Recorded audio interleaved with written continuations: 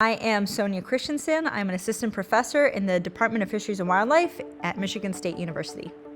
This project is called Pulling on the Same Ends of the Rope, Developing a Regional CWD Adaptive Management Framework. So this project is partnering with multiple state agencies, the USGS, and Kansas State University to address a regional adaptive management framework. There's multiple parts to that, which have included developing chronic waste and disease growth and spread models further. Much of that work was done with USGS and Kansas State University, and then developing a simulation application to address what some of those management scenarios might look like and play that out in terms of how we understand detecting CWD on the landscape and what those decisions might actually look like. And then bringing people together to really understand what the problem is and how different management alternatives might address those problems through this adaptive framework. So having a regional adaptive management approach would be ideal for something like chronic waste and disease. The regional approach really gets at how the disease works on the landscape and that it doesn't really know state boundaries or jurisdictional boundaries, right?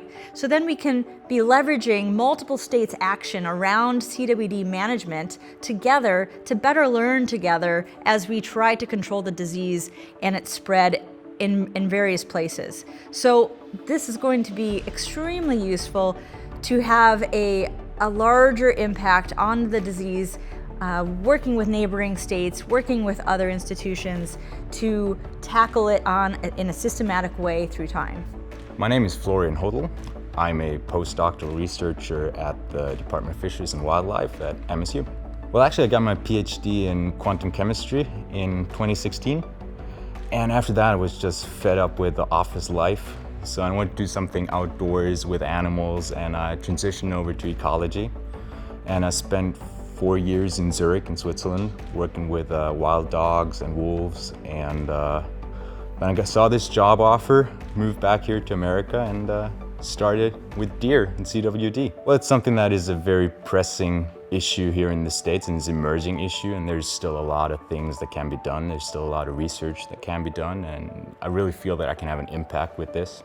I'm developing an app that will allow wildlife managers to run simulations to investigate how CWD will spread on the landscape depending on management decisions such as harvest regulations. We're going to be using an adaptive management framework, and what that means in simple terms is that we're going to come up with management decisions that will be implemented 1 year and then influence our knowledge of the system for the simulation of the next year, and thereby influencing the optimal solution for the next year. For example, in our case, we decide on an optimal solution in terms of harvest strategies, for example, implement that in 1 year. That 1 year will give us information on the behavior of the disease related to harvest rate, for example. So then we know more about how the disease behaves in those terms, and we can update the simulation for the next year, because the simulation is going to be different now that we have more information on the disease. So next year's optimal solution will be also different, because we just gain more information by actually implementing one of our strategies. And this is called the Adaptive Management Framework. Every year, the strategy is updated by information gained from last year's strategy. So in the end, wildlife managers will have two parts that they can input into the app. One are maps that describe how spatially dependent influences on the disease change on the landscape, and the other are parameters that describe how the disease spread is influenced by those types of maps. For example, you could have a topographical map, or you could have a map that shows different habitat types, such as forest or agricultural land. And parameters that will go along with that would be, for example, how is the spread of the disease influenced by forest cover or by altitude. But then again, you could also have things that managers can directly influence, such as deer management areas on a map and how harvest regulations change in those different deer management areas. And then a parameter would be how is the spread of the disease influenced, for example, by harvest rate or by the number of deer harvested in a certain area. Those parameters will be informed by data that is collected through harvest, so collected by hunters in the end. And what managers then get out of the simulation, out of the app when they run the simulation, is the time evolution of the distribution of the disease.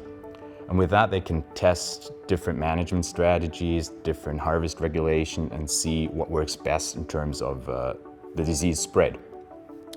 Now, finding an optimal solution is not as simple as it sounds, because there's a whole mathematical framework behind it. You need to take care of social aspects or financial aspects, because there's certain costs associated with management decisions.